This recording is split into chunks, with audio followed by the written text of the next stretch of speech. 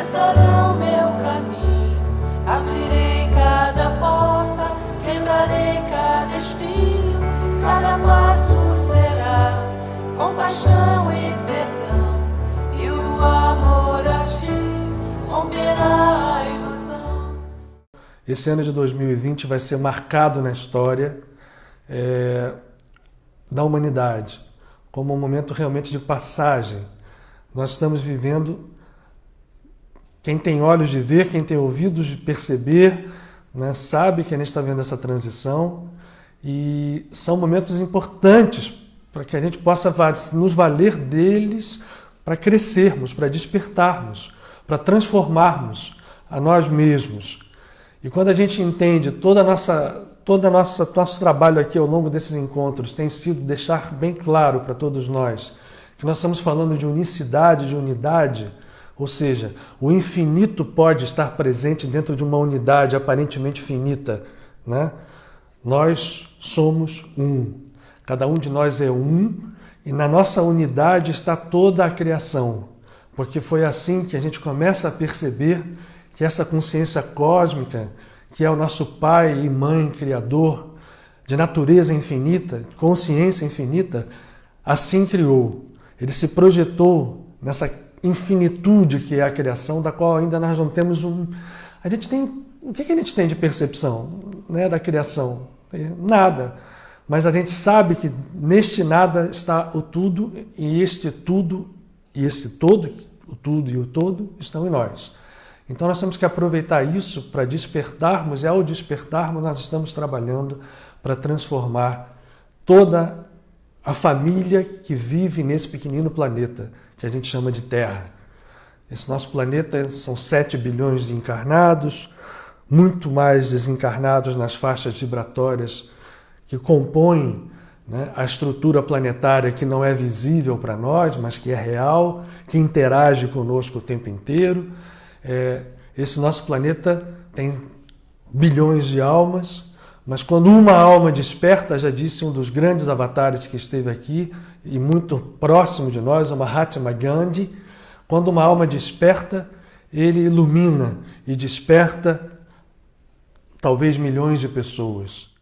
Mas nós todos juntos compomos uma unidade viva, uma unidade poderosa em que nós aprendemos em conjunto, trabalhamos em conjunto, realizamos em conjunto, e essa realização ela pode se refletir de várias formas, nas nossas vidas particulares, nas vidas daqueles que estão próximos de nós, a quem nós amamos, né? Família, amigos, companheiros, e vamos estendendo esse amor até a gente compreender que existe e é possível um amor de características incondicionais, de características divinas, e nós vamos chegando aos pouquinhos nesse caminho. Então esse encontro, para mim, eu particularmente tenho aprendido muito, muito com vocês. E hoje, o dia 30 de julho de 2020, é uma quinta-feira para lá de especial. A gente tem passado várias quintas-feiras especiais aqui, todo mundo que está conosco mais sabe disso. Vamos falar disso porque nós temos uma oportunidade sublime nas mãos para trabalhar nos próximos dias. E é isso que eu quero compartilhar com vocês. Essa oportunidade sublime e dentro do contexto em que foi criada a casa que nós chamamos de Casa de Padre Pio, esse nosso querido amigo e mestre que nos conduz, uma consciência cósmica, Padre Pio, uma consciência liberta, um santo, verdadeiramente. E nós queremos, dentro desse contexto, abordar esses dias que estamos vivendo com a liberdade de entendimento, com a liberdade de integração, com a liberdade de unificação que nós temos na casa, né? Entender que a espiritualidade ela está liberta de todos os laços que às vezes até de modo inadvertido ou por escape do ego, todos os laços que o ego criou através das religiões e que restringe a espiritualidade.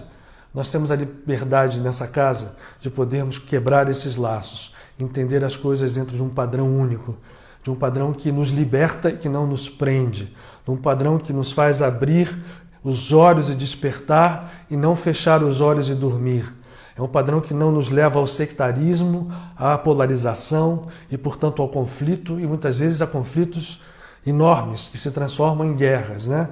Vide lá, vamos falar da história, as cruzadas, né? Enfim, toda essa conflitos que existe entre religiões, islamismo, cristianismo. Isto não existe quando a gente entende e integra a espiritualidade como um todo. O dia 30 de julho é um dia muito especial, é uma quinta-feira muito especial. Eu vou tentar explicar por quê, para que a gente possa caminhar juntos. Vocês sabem que aqui atrás tem esse mestre por qual eu tenho certeza que nós todos temos um amor muito grande. Eu tenho procurado nos últimos tempos mostrar a figura do Cristo em Jesus, a figura que é livre, repito, das amarras religiosas, e o quanto os ensinamentos que ele nos traz, e ainda são vivos, porque ele não nos trouxe, ele nos traz, eles estão vivos, são um caminho profundo para a nossa liberdade espiritual. Mas não é o único. Não é o único e todos são um. E aí, por isso, nós vamos hoje aqui perceber como esse dia, como esse momento cósmico, como esse momento vibratório que o planeta passa, né? No nosso calendário solar, no dia 30 de julho, mas outros calendários, outras formas de contar o tempo relativo, convergem em um momento vibratório único. E esse momento vibratório único, eu repito sempre aqui, tem um potencial sublime de despertar luz. É isso que nós estamos querendo fazer aqui. Bom, mas enfim, o que acontece então nessa quinta-feira, que eu estou repetindo aqui, que a torna tão especial? O Manuel já colocou ali uma pista, né? Tem um Ano Novo Islâmico.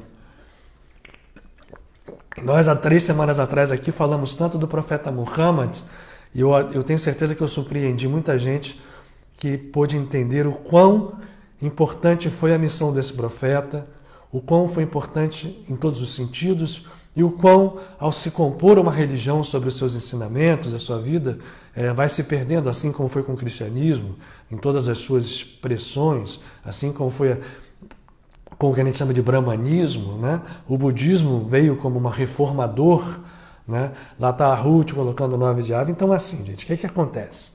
Vamos olhar a coisa pela ótica da casa de Padre Pio, não nos prendendo a uma das visões religiosas. Aqui é liberdade. O que acontece? Nós estamos passando por um momento durante o ano capital, em que quem conhece um pouquinho de astrologia sabe o que está passando, né, nos aspectos em que os planetas que já estão fazendo trânsitos que já são conhecidos desde o ano passado. E quem esteve comigo lá na casa de Padre Pio no ano passado, nas presenciais, nas palestras de segunda, lembra que a gente avisou lá em setembro do ano passado que nós teríamos um ano de 2020 capital, um ano de 2020 onde seria realmente um marco civilizatório. Eu nem sabia, porque eu não sou profeta, que seria esse tipo de contexto que nós estamos vivendo aqui. Esse tipo de contexto com essa pandemia que fez o mundo todo dar uma sacudida. E a gente tem observado as reações. Mas E agora nós estamos vivendo um momento capital dentro desse processo. Podem acreditar no que eu estou dizendo, né? Nesse dia 30 de julho, como disse já o Emmanuel, como disse a Ruth, 2 visões da espiritualidade que se transformaram em religião comemoram dias que não é comum. Isso não acontece todo ano. É importante que eu explique isso. Não é comum porque esses calendários não são como o nosso calendário gregoriano, que se repete, né? Com anos, tem um calendário solar. São calendários lunisolares, então as datas são móveis. No calendário gregoriano, a única data móvel que a gente tem é a Páscoa, né? O Carnaval. As outras são fixas. Estas datas móveis convergiram esse ano. Então hoje, agora, no pôr do sol, terminou um processo vibratório muito intenso que não está ateso apenas à visão judaico-cristã, mas que, enfim, tem a ver com todos nós que habitamos o planeta Terra.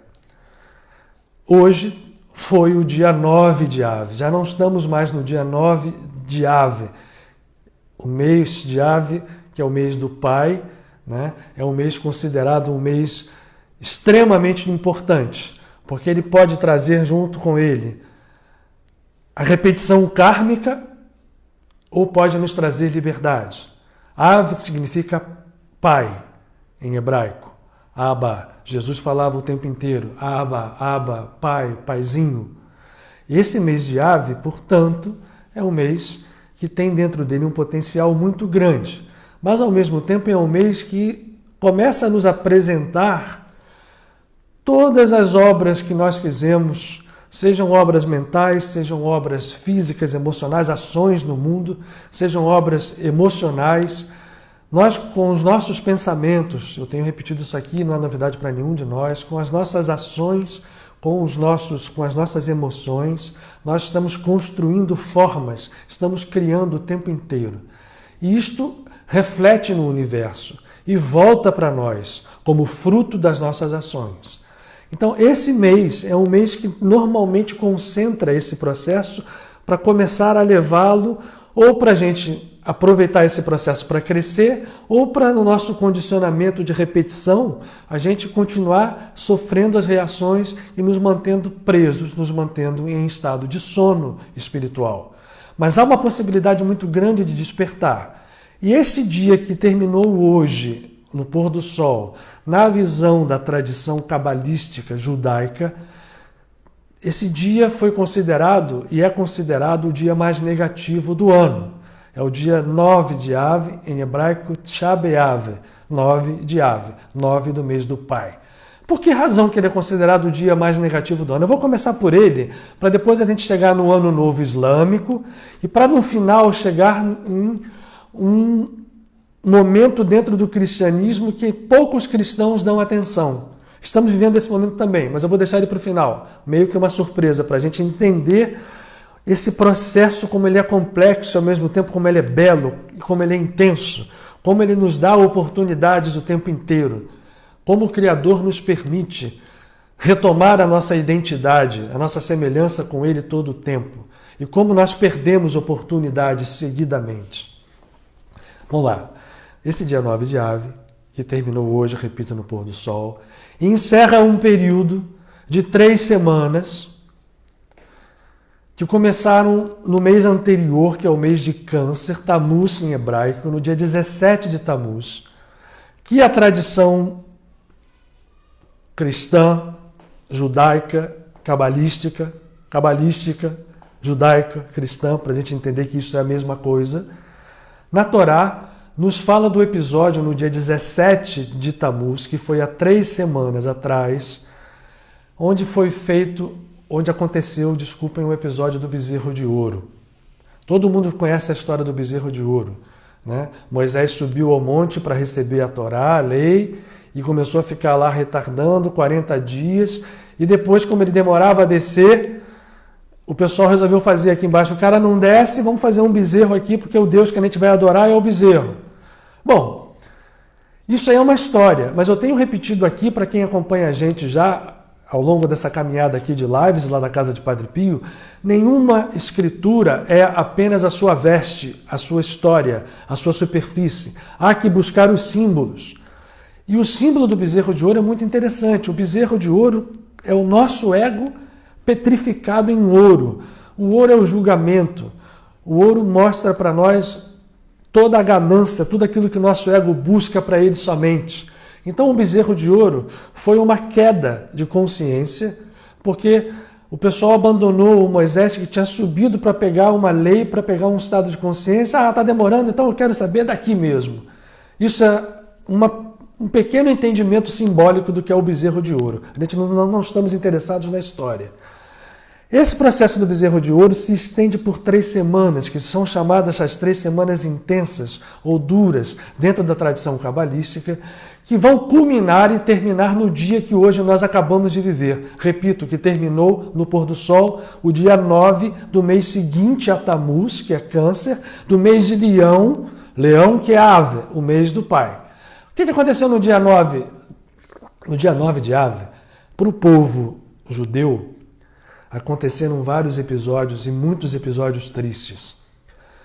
Aconteceu a queda de Jerusalém, final frente aos babilônios, com a destruição do templo, a primeira destruição do templo, A destruição do templo no ano de 70 pelo imperador, depois veio a ser imperador Tito, né, filho do imperador Vespasiano. A expulsão dos judeus em 1492 da Espanha. E muita coisa mais. Não quero falar de data ruim, porque o que acontece? A gente fixa no lado ruim da história. Por que acontece esse lado que a gente está chamando de ruim? Porque essas 3 semanas, começando na coisa do bezerro de ouro, querem nos lembrar o quê? Olha, gente, a humanidade que vive nesse planeta, ela despreza o que está simbolizado na ascensão de Moisés ao monte para pegar a Torá e trazer uma iluminação, e desprezando isso, cai dentro da consciência partida, pecado, partido, pecos do bezerro de ouro. E passa a adorar um bezerro de ouro e cria um mundo que reflete esta consciência. Quando isso acontece e nós todos estamos ainda presos à lei do karma, nós todos ainda somos, de alguma forma, adoradores de bezerros de ouro simbólicos, nós entramos em processos que nessas 3 semanas, karmicamente, vêm cobrar de nós. Então, quando vai chegando naquele dia máximo, o dia 9 de Ave, o karma vem com toda a força. E principalmente para aqueles que encarnaram dentro do chamado povo hebreu, que teve e tem uma missão muito grande de mostrar, e não foi por isso, e não foi por outro motivo que esse que eu aponto com o dedo aqui, Jesus de Nazaré, nasceu dentro desse povo, para mostrar com clareza, principalmente preparando na época histórica, voltamos à história, preparando o nascimento da civilização ocidental, que acabou nascendo distorcida, porque distorceram o que esse homem aqui fez e viveu, porque o que ele fez e viveu está integrado em tudo aquilo que o precede. Então, o que aconteceu? O povo desprezou, quando falo o povo desprezou, isto não é um arquétipo nosso, nós desprezamos, vivemos o bezerro de ouro, passam as 3 semanas, quando chega no dia 9 de Ave, que é o dia que nós acabamos de viver, terminou nesse pôr de sol, já estamos no dia 10, que a contagem começa o dia quando o sol se põe, assim se conta no calendário judaico e na Cabalá, e também no calendário islâmico. Quando chegamos ali, o karma vem com tudo. E aí o karma é individual, o karma é coletivo, e coletivamente, no povo que tinha a missão tão grande de fazer esse despertar, Israel, a palavra Israel, que foi aquela que foi dada a Yaakov pelo anjo que representava a divindade com o qual ele brigou a noite inteira, que era o anjo que era a divindade que morava dentro do seu irmão Esaú. E esse anjo, ele pede o abençoa, ele agarra, recebe a bênção, ele assim, você agora se chamará Israel. A palavra Israel tem várias formas de você entender o significado dela. Uma delas é ir direto à consciência divina. Outra delas é a minha cabeça, o alto, a consciência divina está em mim, ela é quem me comanda. E outras tantas formas de se entender Israel. Yashar, El, Rosh, Li. Você pode inverter a palavra várias vezes e dar vários significados, como se faz na Kabbalah. Mas o que nos interessa aqui é que esse dia 9 de Ave parece ser um dia ruim. Tem sido um dia ruim. Acontecem coisas ruins. Mas será que isso é obrigatório? Agora vem o lado bom da notícia. Não. Não é, porque esse dia 9 é um dia que tem acontecido coisas ruins, mas a sua essência é a essência mais poderosa de luz do ano. Porque da agora em diante começa um tempo para quem aproveitou, que vai chegar no dia 15 desse mês, o Tu B'Av, num dia de luz fantástica. Mas esse dia 15, o Tu B'Av, que é o dia bom, vamos chamar assim, ele só é bom verdadeiramente quando eu entendo o quão bom é 9. Como é que pode ser tão bom o 9 de Ave? Vou lembrar coisas que eu falo lá na casa de Padre Pio. Vou repetir aqui, que aqui tem muita gente que não esteve conosco lá nesses anos. A tradição cabalística nos fala que o dia 9 de Ave é o dia em que virá o Messias. Ué, para o cristão, o Messias é Jesus. A tradição cabalística fala que virá o Messias no dia 9 de Ave. Para nós da casa de Padre Pio, essa história toda é uma coisa só. Vamos tentar destrinchar isso juntos aqui? O dia 9 de Ave é o dia, sim, que vai nascer a consciência messiânica, vai nascer o Messias. Vejam que eu troquei agora, eu não falei Messias, eu falei Mashiach, falei a consciência messiânica.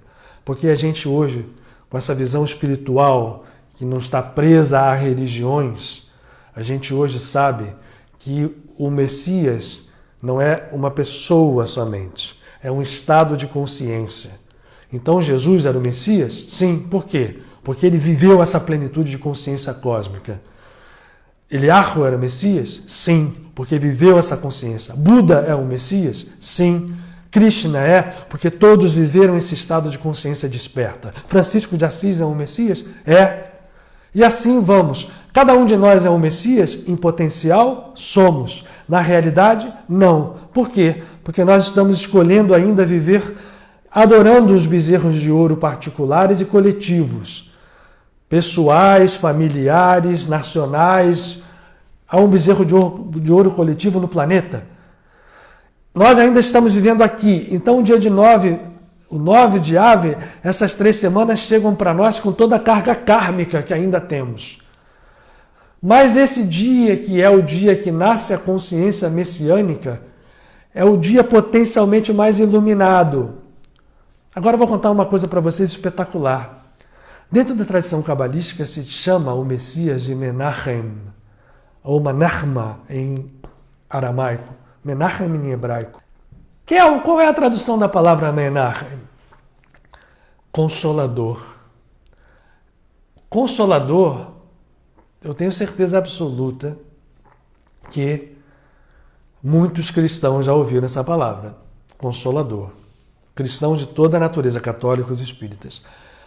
O Messias se chamará Menachem, que é o Menachem Ave. Lembram que o mês se chama Ave? Ave é pai. Menachem Ave significa o consolador do pai. Gente, eu vou pegar agora um dos evangelhos. O Evangelho de João, um dos canônicos. A gente precisa nem ir para o Evangelho apócrifo. E lá está escrito assim. Palavras do Rabi Yoshua, Jesus Bar Yosef, Jesus de Nazaré. Se me amais, guardareis os meus mandamentos, e eu rogarei ao Pai, e ele vos dará outro, repetiu mais uma vez, outro Consolador. Olha a palavra aí. Para que ele esteja convosco para sempre, o Espírito da verdade. Que o mundo não pode receber, porque não o vê, nem o conhece. Mas vós o conheceis, pois ele habita convosco e estará em vós. Não preciso falar mais nada aqui. Quem entender vai a João 14 e vai certamente quando ler, vai ver que Jesus, quando dizia, ele falava em aramaico. Então ele falava assim, eu vou para que o Pai mande outro Menachma. Ou se ele falasse em hebraico, um Menachem, um outro consolador. Outro por quê? Eu sou um consolador porque em mim despertou a consciência. Só que outro consolador virá e habitará dentro de cada um de vocês. Quando ele fala isso, ele não está se dirigindo somente aos 12 apóstolos que estavam com ele. O vocês é cósmico, é amplo, vale para cada um de nós. O outro consolador é o Espírito de verdade que vem e habita. Quando é que isso acontece, gente? Quando desperta em nós a consciência messiânica. Não, Daniel, o Espírito de verdade do Livro dos Espíritos é uma percepção que eu não gosto, é incompleta. Ninguém pode ser o Espírito de verdade. Muita gente se acha o Espírito de verdade, né? O Espírito Santo que desceu sobre os apóstolos em Pentecostes, né? O Espiritismo não foi ele que se denominou, não. A gente não vê isso em Kardec, não. A gente vê o Espírito de verdade, mas o Consolador veio surgindo nessa história depois. A Self-Realization, por exemplo, também se acha o Consolador. Eu acho que todos têm razão, porque o Consolador é um estado. É isso que eu estou querendo explicar aqui para nós. Imagina, querendo aprender junto com vocês. O Menachem Ave é o Consolador do Pai, que está descrito aqui no Evangelho de João, que não é um ser específico, não é nem o próprio Jesus, porque ele diz, eu mando outro Consolador. Eu tenho que ir para ele vir. Eu tenho que passar por tudo aquilo que eu vou passar terminando onde a gente entende que é retomar o seu corpo. Esse é o grande finale, né? Onde mostra o triunfo completo do estado de vida, do estado de despertar comum a todos os seres despertos, aos quais não toca a morte de forma nenhuma. E esse ser desperto disse: eu vou para que outro venha. E esse outro que virá é uma consciência, é o Espírito Santo, é o Ruach HaKodesh, que cada um de nós tem que fazer despertar dentro de nós mesmos. Então, gente, estamos no dia do 9, Ave. Esse dia do Consolador é o dia 9. Então, ali é que tem a chance de nascer o Messias. Aonde? Dentro da gente. Muito bem, ok. Estamos dentro desse dia, que terminou agora no pôr do sol, né? As 3 semanas intensas, essa consciência crística precisa despertar, ela está doida para nascer dentro da gente, mas a gente meio que larga, né? A gente fica aqui, aí acaba que o dia 9 de Ave vira um dia negativo, porque ele traz tudo aquilo que a gente plantou de volta, preparando ou para a gente continuar nessa trilha reencarnatória, né? Como dizia o Buda, quase uma roda de Sansara, quase uma roda, hora em cima, hora embaixo, hora em cima, hora embaixo, avançando muito pouco. Ou a gente desperta esse estado de ser, que é uma consciência desperta, um consolador. É isso que a gente tem que correr atrás, gente. E aí, não importa que caminho a gente escolha. Não é um caminho religioso, é espiritualidade. E isso a gente pode fazer ou escolhendo especificamente um caminho, mas não perdendo a consciência que aquele caminho não pode nos restringir e nos tornar sectários, conflitantes, nos achando maiores ou melhores, que o nosso Deus é maior que nosso Deus. Todos somos Deus, todos somos um. Escolhe um caminho, ou a gente, como faz aqui na casa de Padre Pio, tentamos nos deleitar em apreciar a unidade que está evidente quando a gente quer ter olhos de ver em todos os caminhos e os unifica. O Ano Novo Islâmico que vem agora nesse 2020 nos fala disso. Que o Ano Novo, o trabalho do profeta Muhammad é um trabalho que, como disse, ele foi tão distorcido pela própria religião que se formou, não no início, né? A gente falou aqui há 4 semanas ou 5 atrás sobre o islamismo, não no início do seu movimento, nem nos primeiros momentos da civilização islâmica, mas ao longo do processo e principalmente depois, que surgindo ao contrário do que muita gente pensa, parte do cristianismo católico a iniciativa de fazer a cruzada, de atacar, né, uma civilização que estava ali e que viviam lá de alguma forma, ainda que dominadas politicamente pelos imperadores islâmicos, das várias Omíadas, né, Fatimidas, enfim. Mas podiam viver lá os judeus, podiam lá viver os cristãos, e de repente as cruzadas vão lá atacar e surge uma animosidade que vai se perpetuar e que foi piorada quando a civilização europeia no século XIX vai criar, no século XVIII, começa a criar as colônias em territórios islâmicos da Ásia e da África. Então esse processo foi distorcido pelo ego, mas, na verdade, a presença do profeta Muhammad, para quem entende, a gente leu aqui tantas coisas ditas por ele que nos encantam, né? Eu tenho até as folhas aqui, né? Veja aqui uma coisa que aqueles que são misericordiosos obterão misericórdia do misericordioso, Allah. Seja misericordioso com os que estão na terra, e aquele que está acima nos céus terá misericórdia de você. Os ditos do profeta Muhammad são absolutamente fantásticos, mas não só os ditos, mas enfim, o fato é que o Ano Novo Islâmico está agora aqui, também junto com a gente, né, nesse dia poderoso, e vai abrir um tempo poderoso, porque do dia 9 ao dia 15 do mês de Ave, nós temos um momento de possibilidades vibratórias para despertar a luz mais favoráveis. Mas agora eu quero falar de um momento dentro do cristianismo, de uma figura que a gente ama tanto, né, e também muito pouco conhecida, a gente repete isso tanto aqui. Dentro do cristianismo, que é o nosso amado Pai Francisco de Assis. Gente, olha que coisa interessante, né? Porque geralmente o 9 de Ave cai em agosto, cai lá para o início de agosto, nos 10 primeiros dias de agosto, ou cai, ele está caindo hoje no dia 30 de julho, E a gente vai ter agora, no dia 2 de agosto, uma data muito importante para aqueles que conhecem a vida de Francisco de Assis. Esta data ela é pouco conhecida até dentro da própria cristandade, que é chamado o perdão da porciúncula, que acontece a partir do dia 1º de agosto, que é agora, no Shabat, depois de amanhã. Começa no Shabat, no sábado, e vai até o dia 2 de agosto, dia específico. Eu vou contar a história desse, como é que surge essa coisa, o que é esse perdão, e vamos tentar fazer uma construção dentro dessa nossa visão de buscar essa integração vibratória dentro do momento que nós estamos vivendo. Eu repito, faz muito sentido isso todos os anos e faz mais sentido ainda nesse ano de 2020. Ano capital para a história dessa humanidade que habita esse planetinha aqui. Né? Francisco de Assis, a gente sabe muito bem, né? Aliás, não sabemos não. A maioria das pessoas conhece muito pouco de Francisco de Assis e eu não me canso de recontar essa história. Já fizemos até um encontro em Mendes, um deles, para falar disso, porque Francisco é um exemplo para nós fantástico, exemplo em todos os graus, para que nós entendamos que a natureza humana ela não está amarrada às nossas percepções enganadas que chamamos de pecado.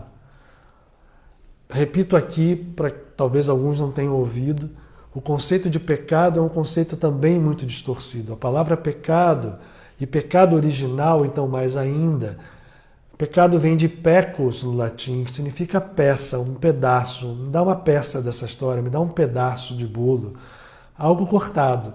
O pecado é isso. É uma ilusão de corte, porque nada se corta do Criador universal da consciência cósmica, Pai e Mãe.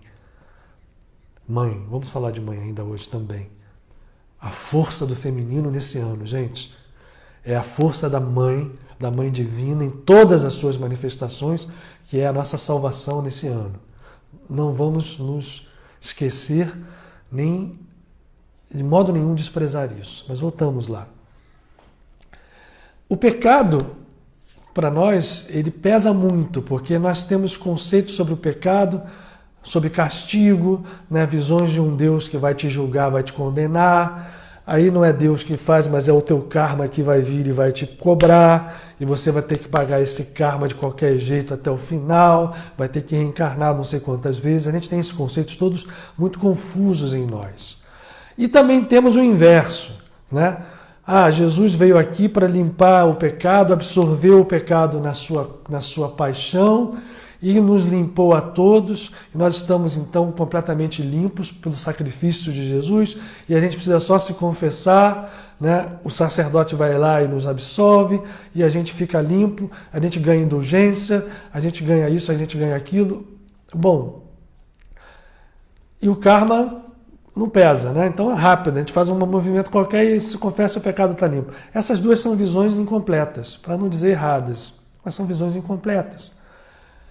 O pecado, na verdade, é uma grande ilusão, porque nós estamos iludidos por nos acreditarmos separados da unidade. A redenção é o entendimento desta unidade e, a partir do entendimento, a ação de unificar, de tornar um, aquilo que é um, que jamais foi dois. Quando dois se fizerem um, diz o Evangelho de Tomé, o Cristo lá diz, aí estarei eu e aí estará a vida. Essa unidade é a nossa busca. E ela só se faz pelo amor verdadeiro, pelo amor incondicional.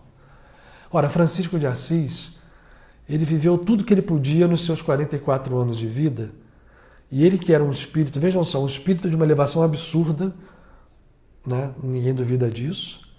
Para muitos foi o apóstolo de Jesus, uns falam João Evangelista, eu às vezes penso em João o Batista, aliás eu penso mesmo. Mas esse ser vem ao mundo e os primeiros anos da sua vida, até os 25 anos, que para aquela época já era uma idade, não é como hoje 25 anos. Ele faz tudo aquilo ao contrário do que uma pessoa considerada santa poderia fazer.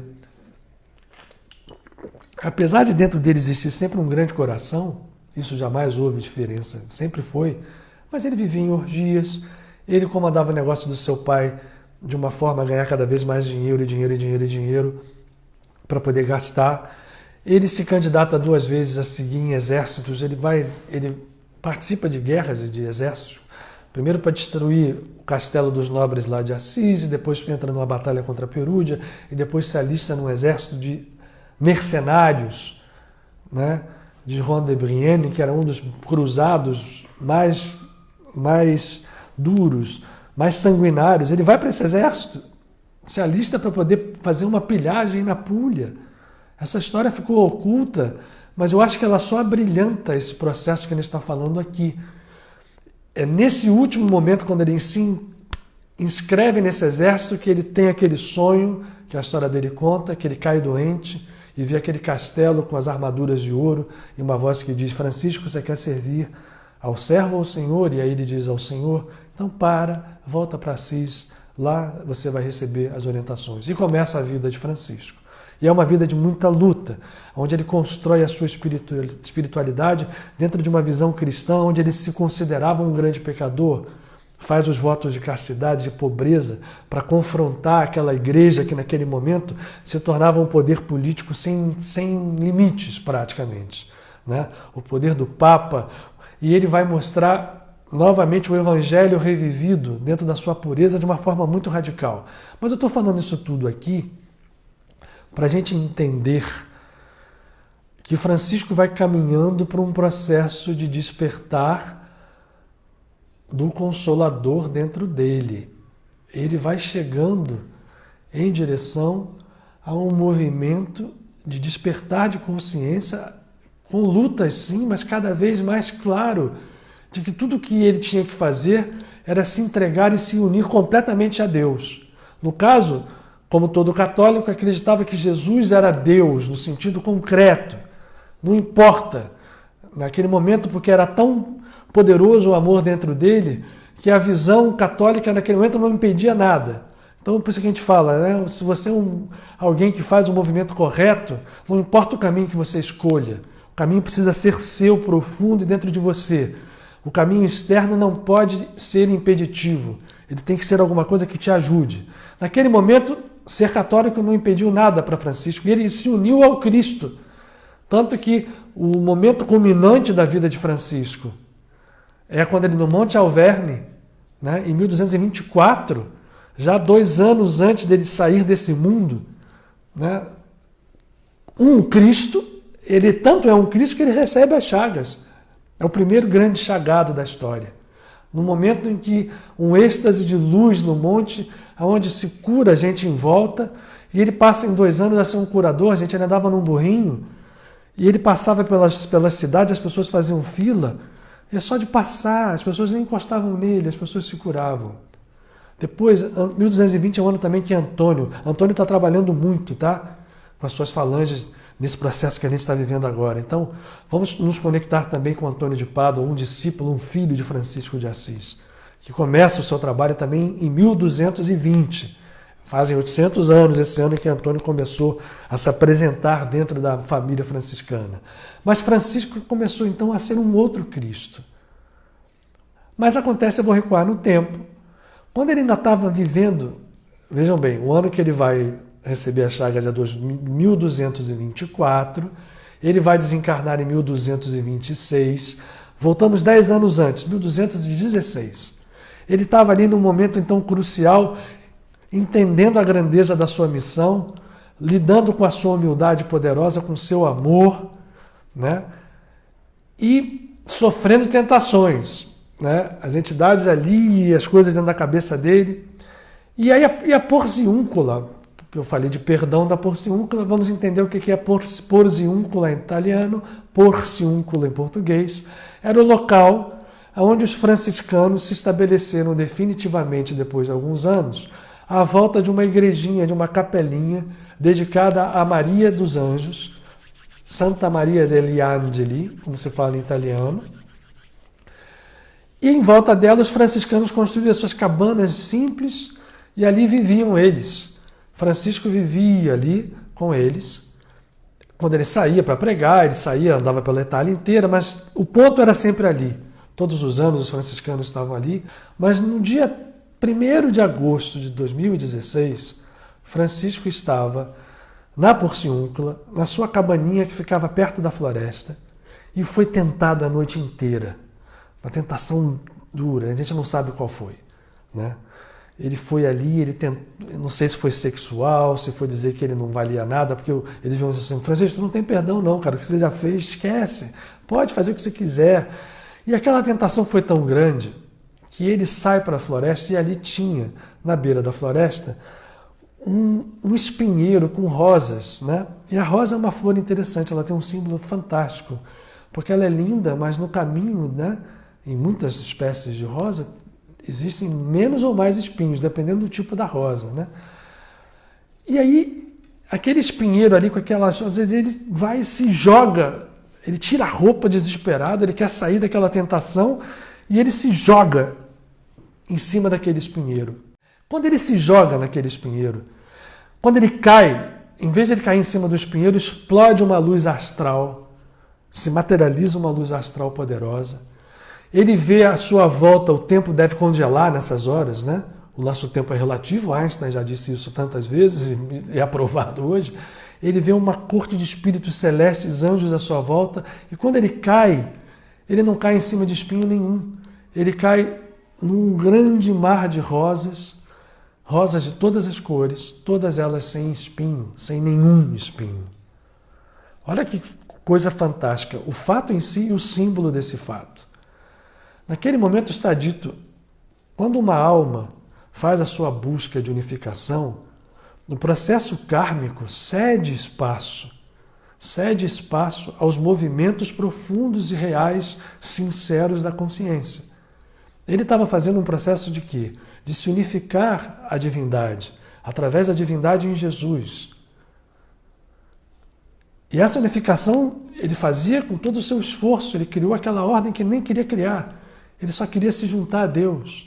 Aliás, a Parashá dessa semana, Va'et Hanan, fala da unidade de Deus também. O Shabat dessa semana nos diz, vão a Deus, se unam a Deus. Essas são as palavras que Moshe fala. Sejam um com Ele. Francisco só queria isso e criou uma ordem à sua volta, né? A luz que ele acende atrai as pessoas, atrai os seus companheiros, atrai os frades.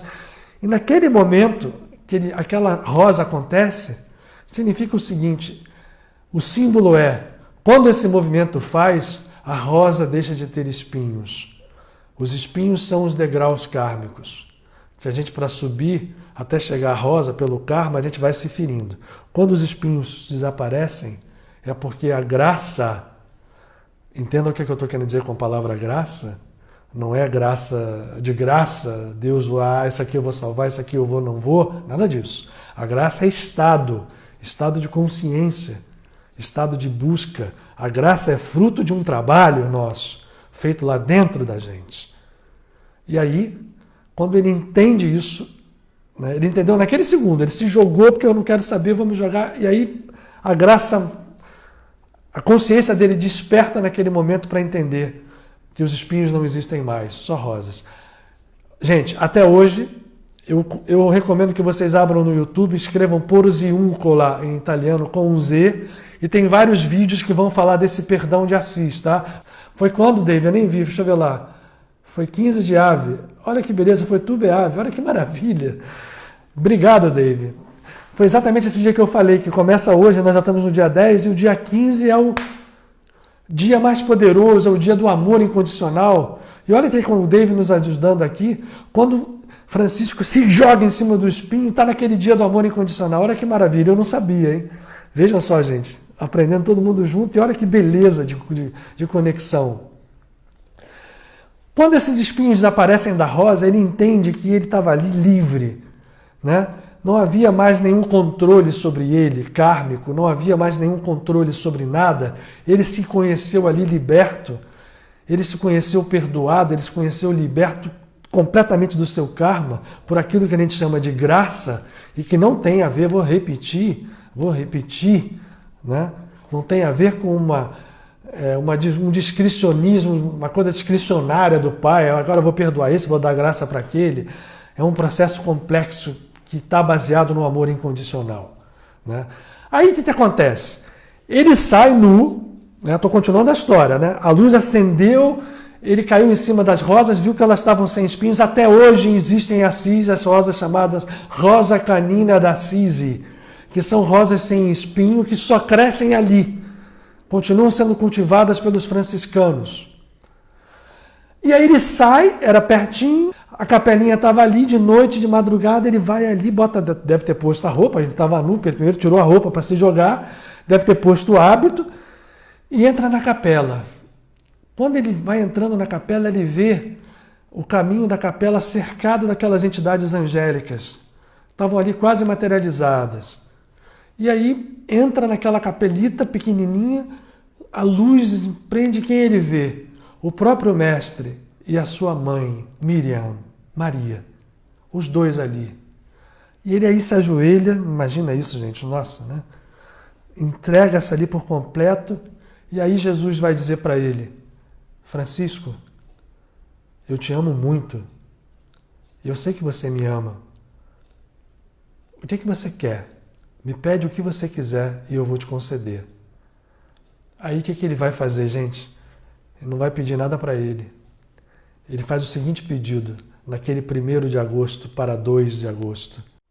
Mestre, eu quero que toda aquela pessoa que nesse dia vier aqui nessa capela com contrição, com espírito movimentado de arrependimento, de perdão e de amor, movido por esse espírito, que vier realmente movido por esse espírito, que receba uma indulgência, Jesus, porque eu quero que todos, aí ele diz a frase que ficou gravada, eu quero todos os meus filhos no paraíso. Como vai repetir depois Padre Pio, como repetem todos os verdadeiros franciscanos, são pastores de almas, são libertadores porque sabem que nós somos um. Eu quero todos no paraíso, mestre, então me conceda isso. E Jesus diz para ele: eu te concedo, Francisco. Agora faz uma coisa. Jesus sabia da confusão que era ali a Igreja Católica naquele momento. Vai ao Papa, naquele momento Honório III, e pede a ele, diz que eu mandei. Olha a autoridade que tinha já Francisco naquele momento, né? Já se acreditava nele como um verdadeiro Cristo vivo, um outro Cristo vivo, um mensageiro verdadeiro do Cristo no mundo. Vá ao Papa e peça autorização. Aí ele vai. Por acaso o Papa, né, depois daquele dia, imagina a luz, ele deve ter ficado ali ainda, né, nessa unificação. O Papa estava em Perúdia, que é uma cidade perto de Assis. Ele vai com alguns companheiros lá, chega para o Papa, conta a história e pede. O Papa olha e fala assim: tá bom, Francisco, eu vou fazer, eu vou conceder essa indulgência. Na linguagem católica é o perdão dos pecados. A indulgência depois veio dar muito problema, né? Lutero aparece na história da igreja, porque as indulgências começam a ser vendidas, começa a ter negociação, é o ego agindo, né? É o bezerro de ouro. É a história do bezerro de ouro, que até hoje ainda está aí na consciência humana.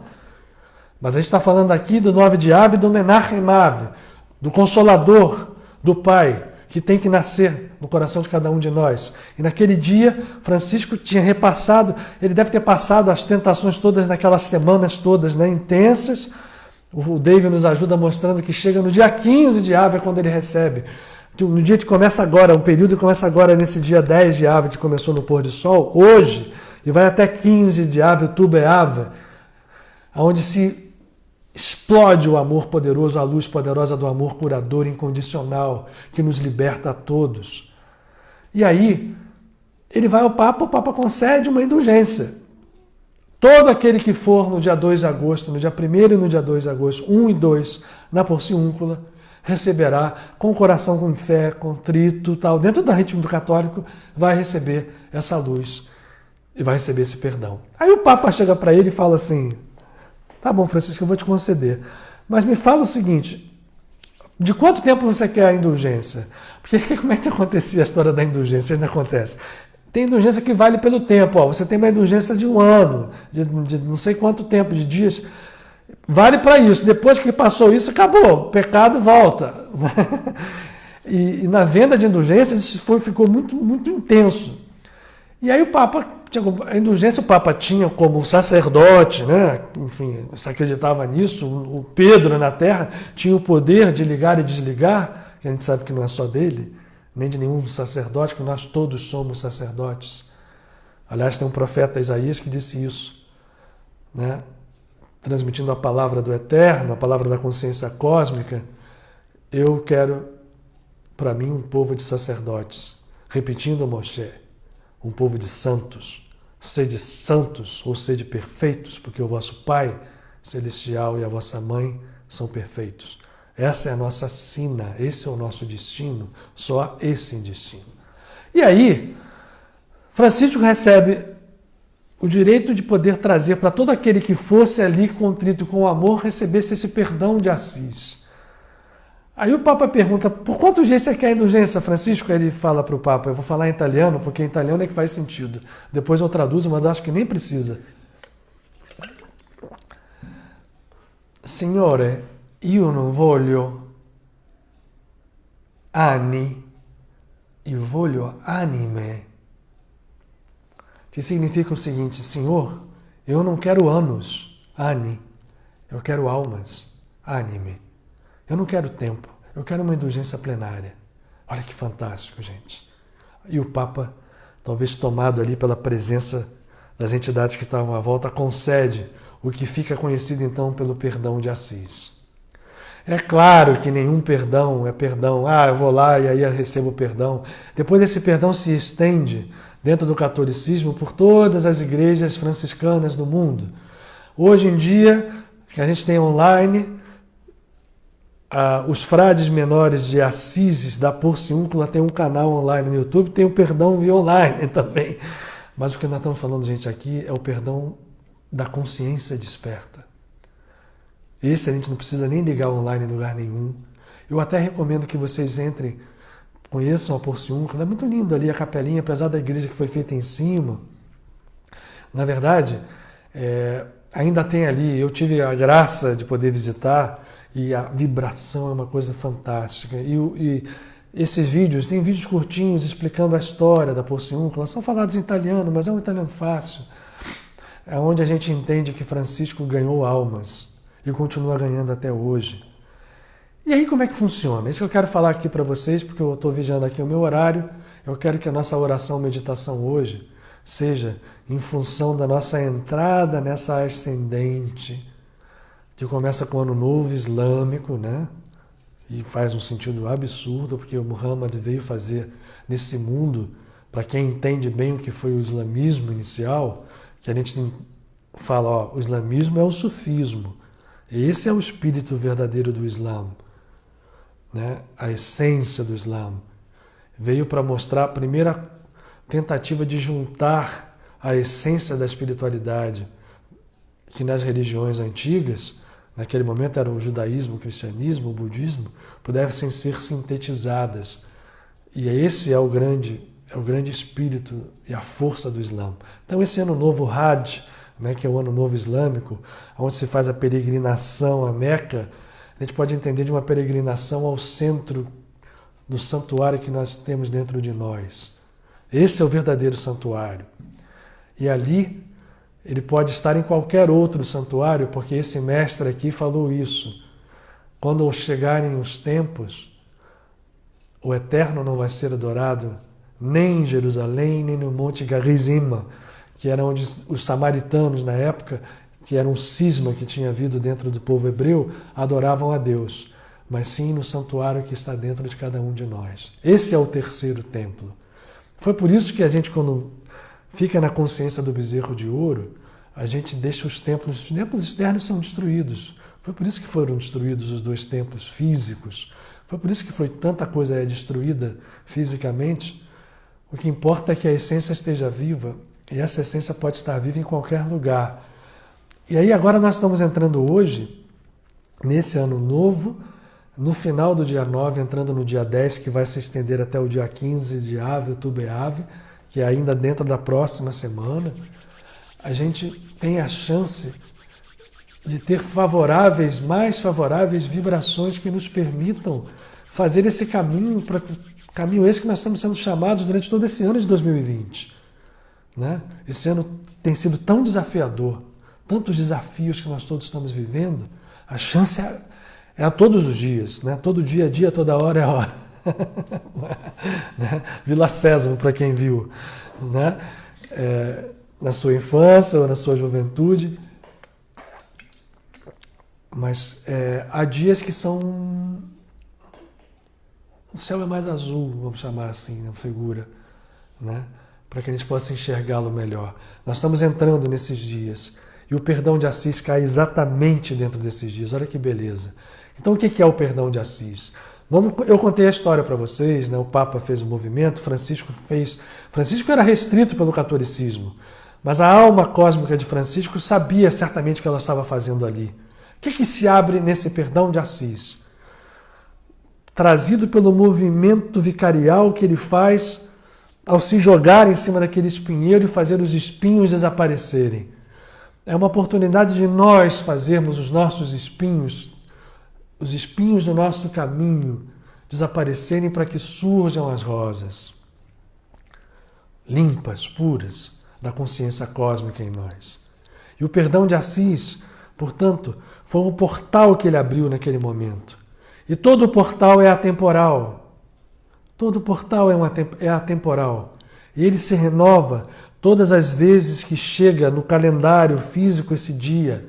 Então esse dia 2 de agosto, no calendário gregoriano, esse ano está caindo dentro do momento mais poderoso dentro do mês de Ave, do mês de Pai, na semana que nos leva ao dia 15, Outubro Ave. Esse portal se abre e é um portal aberto por quem, gente? Pelo nosso Pai seráfico, por Francisco de Assis. Amor incondicional, amor puro, amor intenso, com a ajuda de Clara, que também vibra nesses dias. A gente está sentindo, eu tenho certeza que nós todos estamos sentindo essa vibração, a vibração poderosa, curadora de Clara, a quem Francisco recorria todos os momentos de dúvida, onde ele ia buscar, né, a palavra que vinha, a Clara e a Silvestre, que é a encarnação do nosso querido Paramahansa Yogananda. Mas Francisco abre esse portal, e esse portal nos leva a rosas sem espinho, que é o símbolo de uma consciência liberta, de uma consciência curadora. E aí vem tudo, porque no perdão de Assis, como o mestre de Nazaré fala para Francisco, o que você quer, Francisco? Que eu te conceda e eu te concederei. E ele pede anime nonani, almas. Nós somos almas. Todos nós somos uma só alma. E, portanto, a gente pode pedir, eu recomendo isso, fazer um pedido que se estenda por toda a nossa família, mas também, por que não, fazermos pedidos pessoais? É possível. E pedidos que se refiram à nossa oportunidade de crescer, mas não precisa deixar de fazer se nós temos alguma coisa para conseguir, uma cura para atingir de alguém, de um amigo, de um familiar, uma cura nossa, uma cura em todos os níveis. Cura se estende a todos os nossos tipos de carência, mas desde que a gente entenda que não estamos fazendo isso com o intuito apenas de receber para nós. Isso é bezerro de ouro. Ali é o bezerro de ouro, esse é o grande símbolo de Mamon, o bezerro de ouro. Esse mestre disse, não servirás a Deus e a Mamon, porque se fizerdes a um, estarás desfazendo do outro. O símbolo profundo disso é, ninguém será dualista a servir o ego em Mamon e servir ao eu superior.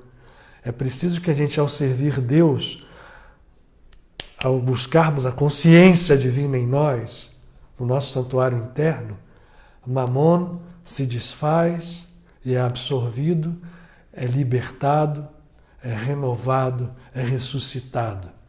Esse é o grande símbolo do perdão de Assis. É nós entendermos o quão poderosa é a força libertadora dos movimentos profundos da consciência que superam, que queimam, que incineram karmas, sublimam karmas. Para isso é preciso que a gente faça o nosso trabalho. O trabalho que a gente deve fazer, os instrumentos desse trabalho são a meditação e a oração com a sua consciência verdadeira, de poder real, de poder real libertador. Que poder tem a oração? Nós não sabemos, nenhum de nós ainda sabe.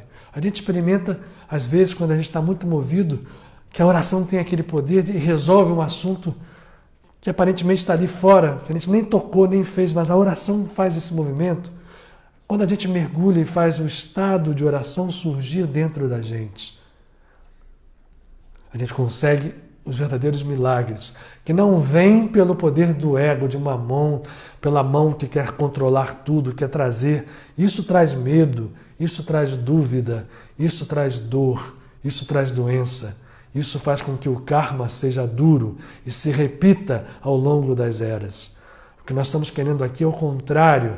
É um momento sublime de renovação e de cura, onde nós conseguimos tudo, onde tudo é possível, ainda que para nós isso seja só um conceito, né? É um conceito, nada mais é do que um conceito. A gente toca nele de vez em quando, a gente percebe a realidade dele, mas a gente ainda não vive o nosso dia a dia despertos num trabalho ativo para que isso se reflita em nós e através de nós. Porque quando começa a refletir, vem esse amor incondicional. E o amor incondicional começa a se manifestar com grande poder. Ele vai abdicando do julgamento, principalmente do julgamento precipitado. Ele procura entender as coisas, ele procura agir, ele procura movimentar as suas forças de pensamento, de emoção, congruentes num processo cada vez mais unificado. E isto é cura, gente, isso é cura. É um processo renovador. Não só nosso, eu estou repetindo aquilo de outras vezes, mas que se estende a partir de nós. Não só para aqueles a quem a gente dirige conscientemente, mas muitas vezes para a gente. Se a gente acende uma luz, ela pode brilhar e atingir até quem a gente não sabe, não conhece, mas que belo isso. Né? E foi onde Francisco de Assis fez: eu quero que todos os que venham ao longo dos anos aqui, ou e agora, todos os que se projetem com a consciência dentro daquele momento. Por isso eu contei a história para vocês. Né? Ele correu, se jogou no espinho e a graça divina mostrou: nada disso, não tem mais karma aqui. A gente tem a luz. Vamos chegar assim, Maria. Né? Nós somos luz. E essa luz vai tirar todos os espinhos da rosa e as rosas vão ser aquilo que elas são. A flor que reflete com plenitude a maternidade divina. Lembra que eu falei para vocês que o grande momento nosso agora é ser através da Mãe Divina, a redenção. Nós temos que nos entregar a ela. Ela que tem uma visão, ela que oscila entre os dois polos, porque é a mãe que às vezes, como Kali, né, na visão Brahmani, ou como uma Binah na Kabbalah, que às vezes vem ali como o mar, que pode ser, representa o feminino, que pode ser plácida, mas pode vir com o maremoto, mas ela é sempre mais do que tudo a mãe de amor incondicional. E é essa mãe, é essa face que nós vamos buscar. Nós podemos buscá-la, né, como falava Paramahansa Yogananda. E aí eu me lembrei de falar em Paramahansa Yogananda, uma música que nós temos, que o Maurício musicou, uma letra inspirada pelo nosso próprio Guruji Paramahansa Yogananda, que encarnou-se lá como Francisco, junto a Francisco de Assis, como fez Silvestro. Nem noite nem dia cessarão meu caminho, abrirei cada porta, quebrarei cada espinho, cada passo será compaixão e perdão, e o amor a ti romperá a ilusão. Te verei então em cada irmão, mesmo que me sinta em solidão, até não haver mais noite nem dia, somente a paz e a eterna alegria. A gente vai chegar lá, gente, né? Eu tenho certeza que nós vamos conseguir uma cura que não será uma cura horizontal, né? O vírus tem que ir embora sim, Norma, e ele irá, mas que ele vá deixando em nós uma cura. É um paradoxo, né? Mas que ele deixe em nós uma cura profunda da alma. E aí, nada melhor do que esses dias que estão aí à nossa frente, né? Que essas forças que estão aí, e são muitos os nossos amigos espirituais, que estão nos auxiliando, né? O tempo inteiro, esses anjos que nos protegem, nós estamos recebendo tanto e tanto e tanto, que a gente possa entender essa cura. E eu estou convidando vocês para que nós estejamos nos valendo desses dias. Por isso eu juntei, isso aqui é a Casa de Padre Pio, né? As 3 semanas intensas que terminam no dia 9 de Ave, que é o dia mais triste do ano, porque nós começamos as 3 semanas com a consciência do bezerro de ouro de Mamon, servindo a Mamon, e infelizmente continuamos servindo a Mamon, e às vezes até achando que a gente serve a Deus, mas não dá para servir os dois ao mesmo tempo. Servindo a Deus, a palavra servir também tem um significado profundo. Servir. Eu vou usar servir. Quando eu falo em justiça, também eu uso isso, né? Justo é aquilo que está unido, né? Uma roupa está justa quando ela está colada na gente. Tem uma história assim, essa calça está mais justa que Deus. Está junto, está unido, jugo, yoga. Por isso Jesus fala, o meu jugo é suave, porque a minha yoga é suave, a união comigo é suave, a união comigo quebra as cadeias da dor e do sofrimento e do pecado, e a gente precisa estar optando por isso. E servir também. A roupa serve. Quando é que ela serve? Quando ela se adaptou, quando ela se uniu. Então servir é unificar. E servir a Deus é buscar a unidade com o divino. E quando a gente consegue começar esse processo, já recebemos em muito, e muito, e muito. E para começar esse processo, alguém escreve aí o nome da música, né? Nem noite nem dia. O Maurício tem isso gravado, ele está nos vendo. Nós gravamos isso num disco da casa. E assim, vamos aproveitar esse momento, vamos aproveitar essa chuva de vida que a gente está recebendo, né? A vibração aqui está muito forte. E aí eu quero aproveitar todo mundo junto para que a gente possa fazer esse trabalho.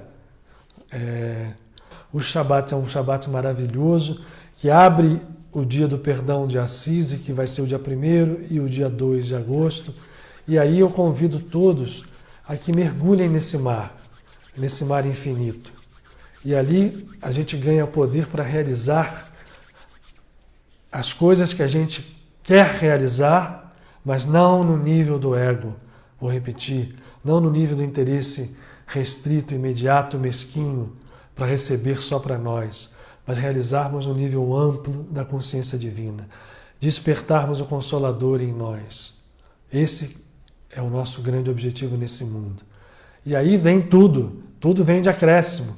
A gente começa a melhorar no trabalho, a gente começa a melhorar, né, na nossa relação pessoal com aqueles que estão à nossa volta, na família, com amigos. E aí, gente, a felicidade começa a apontar no horizonte, né? Nós começamos a entender o que valeu o amor de um Francisco de Assis, né? Alguém que deixou para nós um caminho de estrelas aberto, rosas sem espinho, né?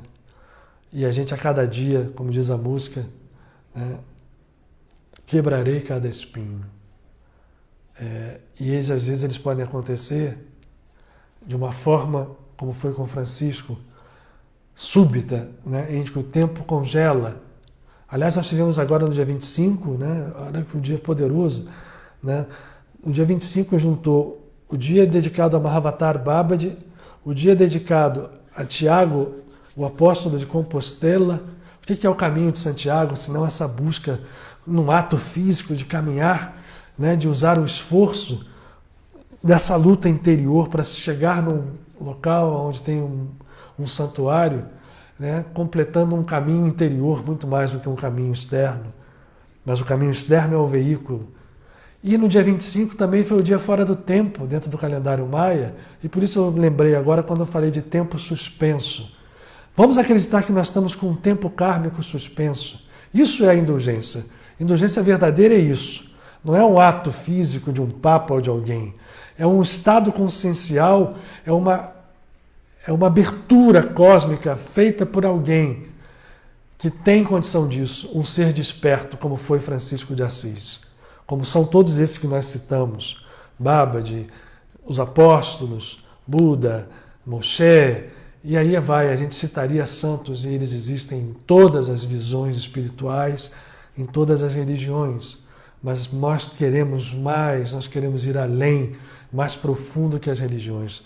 Nós queremos penetrar na essência da vida para que todos os nossos atos sejam vinculados a essa essência, para que cada menor ato nosso seja um ato santo, para que nós não nos iludamos muitas vezes com grandes atos que podem iludir e alimentar o nosso mamão, o nosso bezerro de ouro, o nosso ego, né? Jesus foi muito atento quando ele falava dos peruzima, dos fariseus, que eram aqueles que eram sacerdotes, e muitos deles são grandes homens, foram grandes homens, como Gamaliel, né? Hillel, né? E não significa, o fariseu ficou meio estigmatizado, mas havia sacerdotes, e fariseus existem em todas as religiões, esse tipo, né? Que acredita que o ato externo, né? Chega lá, bate no peito, né? Eu dei dízimo, eu fiz isso, e Jesus diz para o seu apóstolo, e o publicano que estava lá, está nos evangelhos, lá na última fila, dizendo, Senhor, eu pequei, me perdoa, me perdoa, me perdoa. Ele diz assim, esse cumpriu, aponta para os seus apóstolos, o seu propósito aqui no templo, não aquele que está ali ganhando, ele já ganhou a recompensa dele, ele ganhou o reconhecimento dos homens, né? A gente tem que ter muito cuidado, a gente não precisa de reconhecimento dos homens, a gente tem que ter um movimento como Francisco. Francisco nunca quis se achar, nem se achou jamais nada. Pelo contrário, ele até se diminuía e se às vezes até exagerou nessa diminuição. Nós queremos apenas ser, apenas viver nessa plenitude e fazer com que o amor nasça com toda essa plenitude dentro de nós. Criar em nós um receptáculo, um recipiente para essa consciência, para que o Eterno venha e sente no seu trono. O Eterno, na verdade, é o Deus em nós, é a nossa consciência crística. E quando a nossa consciência crística comanda e não mais o ego, a vida toma outro rumo. E nós somos curados e somos curadores. Então, gente, vamos nos preparar. Eu vou convidar vocês a ir comigo a essa capelinha da Porciúncula, compartilhar com Francisco de Assis lá dentro um encontro com a Mãe Divina na figura de Miriam, de Maria, a mãe do Mestre de Nazaré. É uma capelinha simples e vamos sentar, nos projetar no tempo. Então vamos nos juntar a Francisco para que esse perdão de Assis valha para nós e valha para todos aqueles que nos cercam e nos cercaram desde sempre. Eu convido todos então a estarem em posições confortáveis. Eu também vou tentar me colocar aqui numa posição confortável. E sejamos sentados. Vocês nem precisam olhar o vídeo agora. O mais importante é que a gente se conecte num estado de consciência que nos faça perceber que estamos todos unidos num só coração. Isso é real, não é apenas retórica nem figura. Cada coração de cada um de nós é um santuário e ao mesmo tempo contas de um cordão de luzes infinitas, pois o nosso coração representa o trono do Altíssimo, onde a nossa alma unida, e nesse momento nós rogamos que a presença divina se manifeste e se una em nossa alma, onde a nossa alma unida, a consciência infinita, que é o nosso Criador, que é nosso Pai e a nossa Mãe, a nossa alma se unifique e nós aqui componhamos uma família e ao mesmo tempo uma unidade. Vamos respirar, porque a respiração, que é a expressão da própria vida, no seu movimento cíclico, nos guia e nos conecta quando temos consciência dela, como nesse momento estamos buscando ter, ela nos conecta com essas forças interiores, ocultadas pela distração da nossa mente, pela distração que nos chega pelos sentidos. Quando os olhos se fecham e os sentidos diminuem, os seus estímulos se abrem. Com o fechamento dos olhos, o olhar espiritual. E esse olhar é capaz de contemplar além de toda limitação, de toda dor. É essa presença que nós amamos e queremos.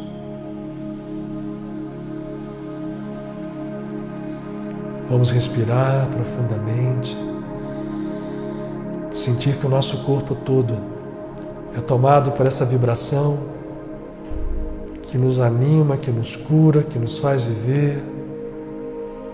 Essa vibração é poder e é luz, é paz, é alegria, é verdade.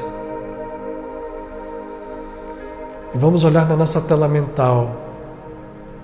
Vamos ver com o nosso olhar espiritual uma planície à noite, onde num cercado, como se fosse um cercado de madeira, cercando um conjunto de choupanas, parecido mesmo com uma aldeia indígena dos nossos tempos. Era ali que os franciscanos estavam. Fogueiras nessas choupanas, e esse caminho nos leva da porta desse cercado de madeira, nos leva ao centro desse conjunto de choupanas, onde a luz que nós vamos ver é uma luz espiritual, nos leva a uma pequena capela. Uma capela simples de pedra, com uma porta de madeira pesada. Essa capelinha é a Porciúncula, é a capela de Maria dos Anjos. Nós vamos caminhando por uma trilha de pedras que vai nos levando até ali. Essa trilha de pedras no chão vai nos aproximando mais e mais. E ao nos aproximarmos dela, é como se nós fôssemos sentindo dentro do coração uma força imensa que cura, que renova. E um perfume. É noite. Fora das estacas de paliçada que compõem esse conjunto do local franciscano da Porciúncula, um local santo, uma floresta. E o céu noturno nos mostra uma lua que cresce. E lá ao longe, no contraforte de montanhas, nós podemos vislumbrar as casas da cidade de Assisi. Uma cidade como toda cidade medieval, mas a planície, ao redor desta capela, dedicada à Mãe Santíssima, é onde Francisco e seus irmãos cantam hinos de amor incondicional ao divino. Com reverência, vamos nos aproximando dessa capela. Chegamos à porta, nos ajoelhamos e olhamos o altar simples. É pequena a capela, mas parece que as paredes se abrem ao infinito, porque na cruz simples que está no altar e uma pequena imagem da Senhora dos Anjos refletem as duas uma luz que vai crescendo, crescendo, crescendo e forma um quadro que nos toma por completo. Nós nos percebemos não mais sós. À nossa volta está Francisco, Clara, e cada um de nós pode perceber que há outros seres. Cada um de nós sentirá aqueles que mais próximos estejam da nossa consciência. Esses outros seres se juntam a nós e aparecem Maria e o Mestre.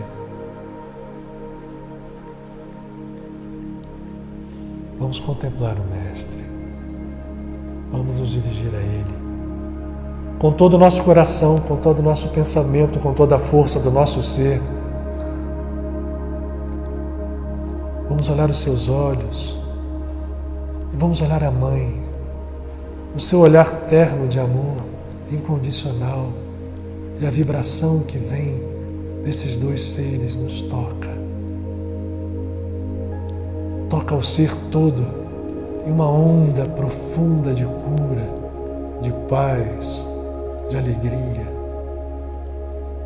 Nos une todos a essa luz. Desses dois seres que brilham como cristal vivo. Os cabelos são cada um fio de luz. Os olhos são luzes que não podemos dar a cor. E vamos ficar agora entregues, cada um de nós, rogando que o nosso karma possa estar nesse momento entregue por completo e por toda a confiança a uma nova consciência, a presença divina em nós, aonde falará a Mãe com a sua voz doce e terna, e aonde falará o nosso amigo, o Cristo, nosso irmão, para que nós todos em um conjunto sejamos o Espírito Santo unido ao Pai, à Mãe, ao Filho, numa unidade. E essa unidade é cura, essa unidade é luz, essa unidade é vida. E cada um de nós agora pode fazer um pedido pessoal e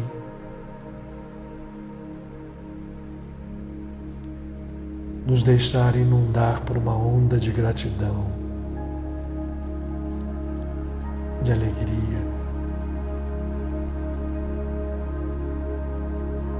compreendendo a força da misericórdia. A misericórdia é mais, sempre mais do que tudo. Porque a justiça, quando tocada pela misericórdia, apenas nos unifica. A fonte de onde nós promanamos e proviemos.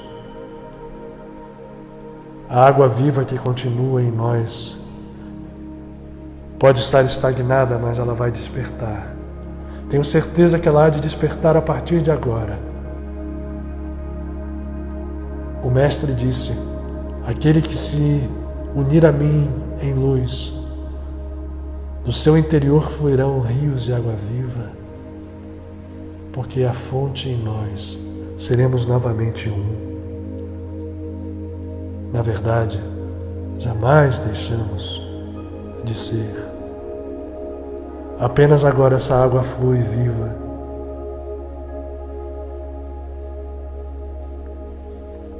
E a gratidão nos toma a todos.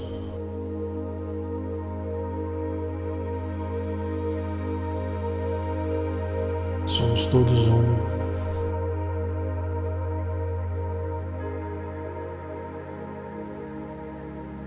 Somos todos a vida plena. Somos todos a paz.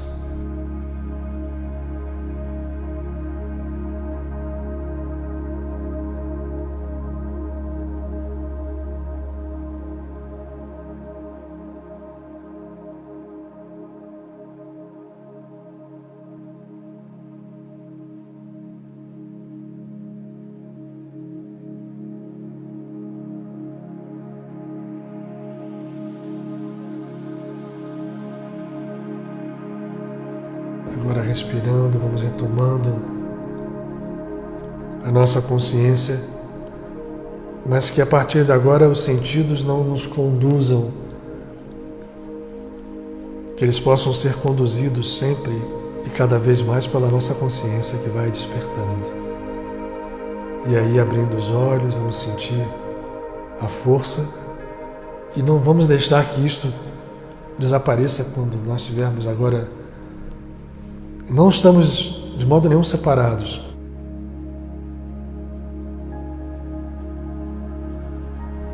Sendo canais dessa luz, vamos fazer com que esses próximos dias sejam força e vida para cada um de nós iluminar a si e aos nossos companheiros.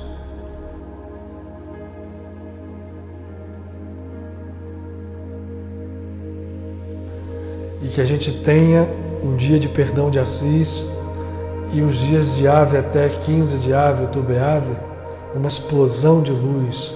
E esse ano novo islâmico seja também um ano novo na nossa força, na nossa comunhão, na nossa vontade, de seguir em direção a essa consciência. Realmente um ano novo, realmente um ano fora do tempo, para que esse tempo possa obedecer aos processos luminosos, que são os processos reais para o qual nós somos criados. Nós somos deuses, esquecidos ou distorcidos, mas que sejamos e possamos ser verdadeiramente a presença divina. Amém. Que nós todos possamos receber essa luz. Gratidão a todos. Namastê. Em Nod Milvado. Não há nada senão Ele. Em Nod Milvado. Não há nada senão Ele, e Ele e nós somos um só. Gente, grande beijo para todos.